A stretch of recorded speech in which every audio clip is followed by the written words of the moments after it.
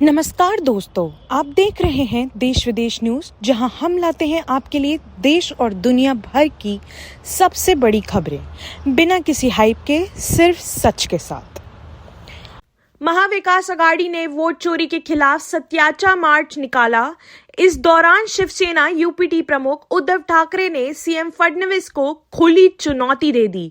तो क्या हुआ इस रैली में, आइए देखते हैं। महाराष्ट्र में वोट चोरी के खिलाफ विपक्ष ने मुहिम छेड़ दी है। महाविकास आघाड़ी ने एकजुट रूप से सरकार के खिलाफ सत्याच मार्च निकाला।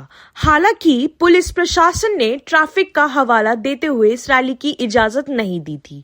इसके बावजूद विपक्षी दलों ने हार नहीं मानी।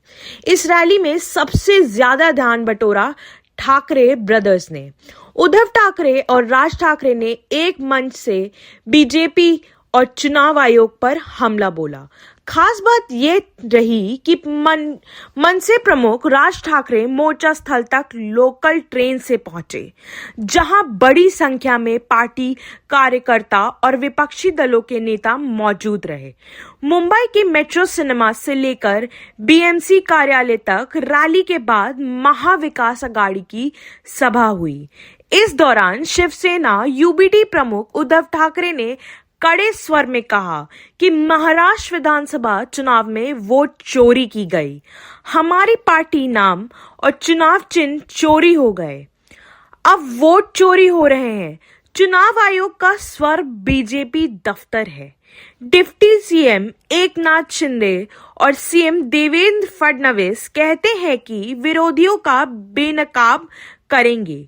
मैं देवेंद्र फडणवीस को खुली चुनौती देता हूं कि मुझे बेनकाब करें। तो मनसे प्रमुख राज ठाकरे ने भी वोट चोरी के मुद्दे पर सरकार को घेरा। उन्होंने बताया कि कल्याण, डोंबिवली, भिवंडी और पालघर में 45,000 मतदाताओं ने मालाबार हिल में भी मतदान किया था। इसकी पूरी लिस्ट मेरे पास है।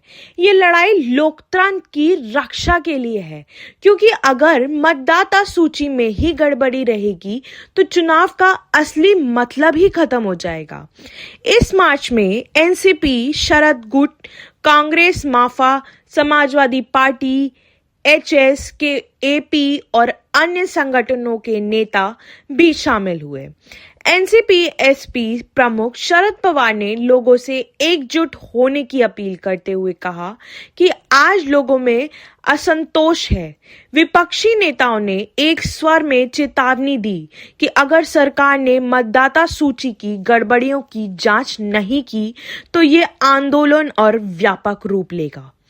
अब ये देखना होगा कि वोट चोरी के खिलाफ ये लड़ाई कहां तक जाती है।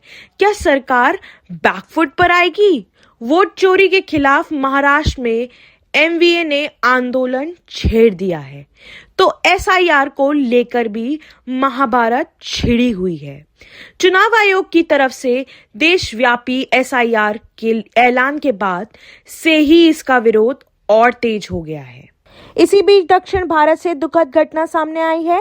आंध्र के कुशीबुगा वेंकटेश्वर स्वामी में एकादशी के मौके पर भगदड़ मच गई, जिसमें 10 से ज्यादा श्रद्धालुओं की जान चली गई, जबकि कई लोगों के घायल होने की भी खबर है।